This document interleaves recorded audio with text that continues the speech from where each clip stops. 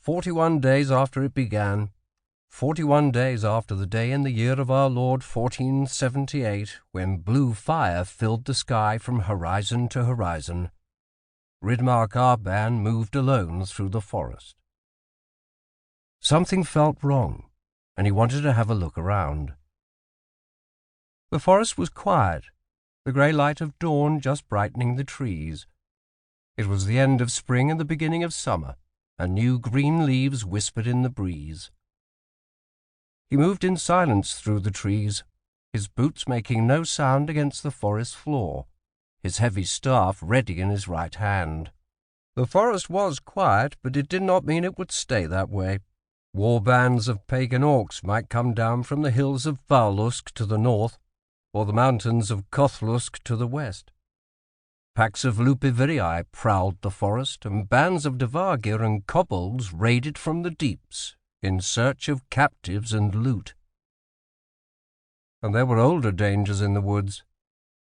The wild forest had been the site of many wars over the centuries, battles amongst the tribes of orcs, between the orcs and the dwarves of the Three Kingdoms, between the men of Andamheim and the Erdmordar, between the men of Andamheim and the Frostborn. Ridmark looked northwest. He saw nothing but trees in that direction, trees and boulders and fallen leaves. But he knew what waited for him to the northwest. The spell-haunted Torn Hills and the massive ruined citadel of Erdmorlemok, the fortress rising like a tower of bones jutting from the earth. The undead warden, ancient and mighty and cruel.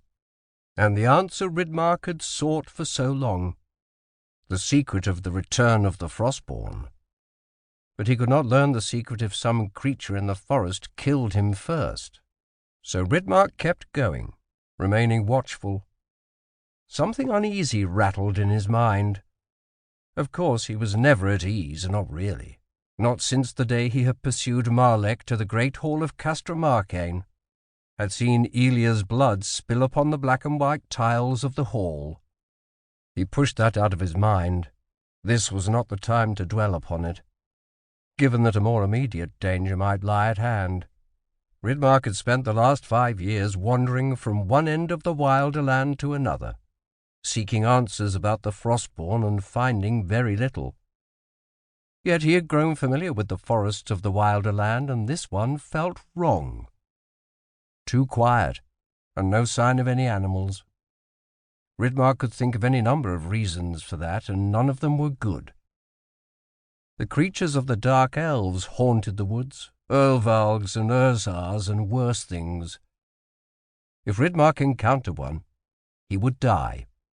He had no weapon that could harm a creature of dark magic. Once he had carried the Soul Blade Heart Warden into battle, but he had lost that too, through his own folly.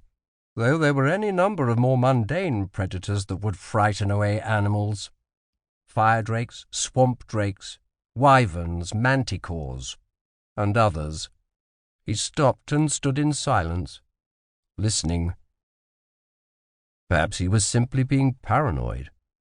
But he had not survived this long by ignoring his instincts, and his instincts told him that something was wrong. Ridmark needed a better look around, and he knew where to find one.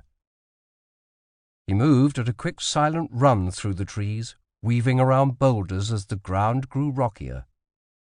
The terrain sloped upward and the trees cleared to reveal a tall, stony hill jutting from the earth. Atop the hill rose a half-ruined tower of rough stone.